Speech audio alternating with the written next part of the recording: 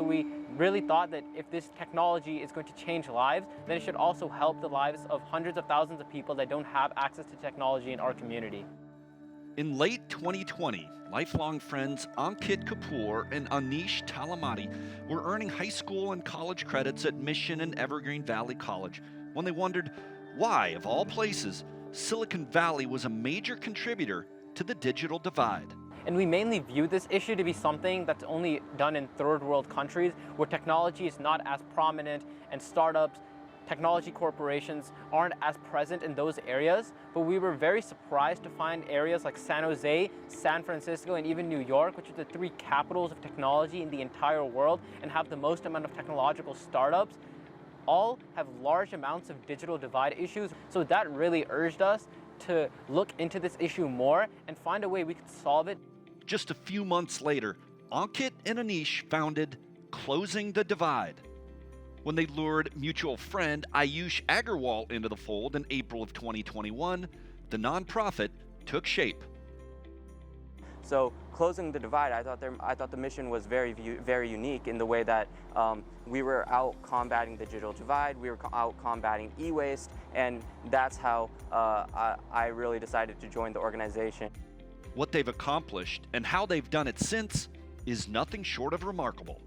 I think there's like three parts to that. So the first part to the digital divide is the literal definition of the technology disparity between high-income communities and low-income communities. I really want to help out those who are not as privileged as we are, who in the underprivileged class, so that way we can help them out and make sure that they get the resources that they need so that they can work themselves up. The second part of that issue is e-waste, which is computing devices or computer components that are thrown into landfills or even the ocean. When these like lithium-ion batteries and different computer parts sit in landfills, they actually release toxic chemicals. So the way that we try to address this is that we're taking computers that already exist, people would just throw them away, but what we're doing with that is we're taking them, fixing them up. So by refurbishing these old computers, not only can we help the environment, we're also able to close the digital divide.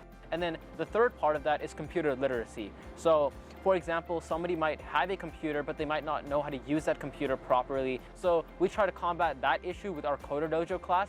Yeah, just make sure you at least raise your hand once, so that way I know who's having trouble, who's not. When we have these coding classes, we're able to actually teach them like how to use this computer to code on Python, how do you use this computer to like access your downloads folders, basic things, but also more complicated things.